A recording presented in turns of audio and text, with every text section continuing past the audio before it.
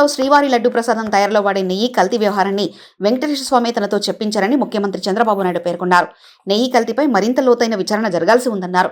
భవిష్యత్తులో ఇలాంటి ఘటనలు జరగకుండా ఈ తప్పు చేసిన వారు చత్రహీనులుగా మిగిలిపోయేలా శిక్షిస్తామని హెచ్చరించారు. ప్రపంచవ్యాప్తంగా హిందువులు గుండె మండిపోతుందని, ఇంత పెద్ద అపచారం జరిగిన నేపథ్యంలో సంరక్షణ గురించి జియ్యర్లు, కంచి పీఠాధిపతులు, ఇతర ధర్మాచార్యులు, పండితులతో మాట్లాడతామని వెల్లడించారు. వైకాపా ప్రభుత్వ హయాంలో రాముడి విగ్రహం తల తీసేసినా, ఆలయాలపై దాడి చేసినా పట్టించుకునే దిక్కే లేదని మండిపడ్డారు.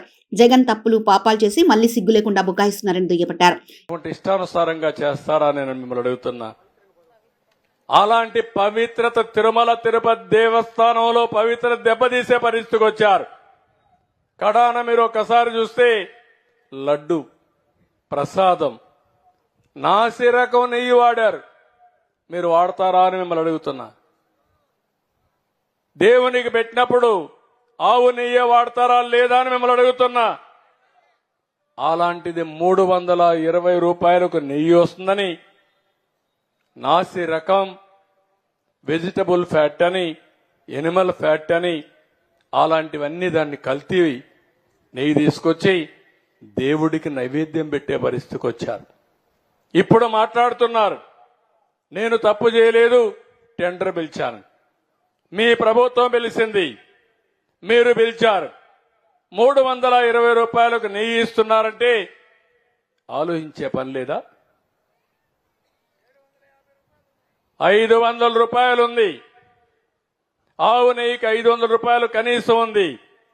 అలాంటిది 320 రూపాయలు పేరు పెట్టి ఏదైతే కల్తీ నెయ్యని ప్రజల మనోభావాలతో ఆడుకునే విధంగా ఆ నెయ్యి తీసుకొస్తే, ఆ మధ్యలో మీరు ఎవరన్నా కొండకు పోయారా, తిరుమలకు పోయారా, ప్రసాదం తిన్నారా? ఒకప్పుడు వైఎస్ఆర్ కాంగ్రెస్ పార్టీలో ఆ ప్రసాదం బాగుందా అని అడుగుతున్నా మిమ్మల్ని. బాగా లేదని వాళ్ళు చేలిపైకి ఎత్తండి. భోజనాలు కూడా బాగాలేవు, దర్శనాలు కూడా బాగాలేవు. కొండకు పోవడం మానేశారు. ఏం తల్లి, ఇప్పుడు పోయి చూడు. కొత్తగా నేను ముఖ్యమంత్రి అవుతానే మొదటి రోజునే ఒక ఆఫీసర్ని వేశాను, శ్యామలరావు గారిని. ఒకే మాట చెప్పి పంపించాను. మళ్లీ నేను శభాషణాలంటే ప్రజలు మెచ్చుకునే పరిపాలన, దేవునికి సేవ చేయమని చెప్పి ఆయన పంపించా. ఈ రోజు నెయ్యి అంతా కూడా మార్చాడు.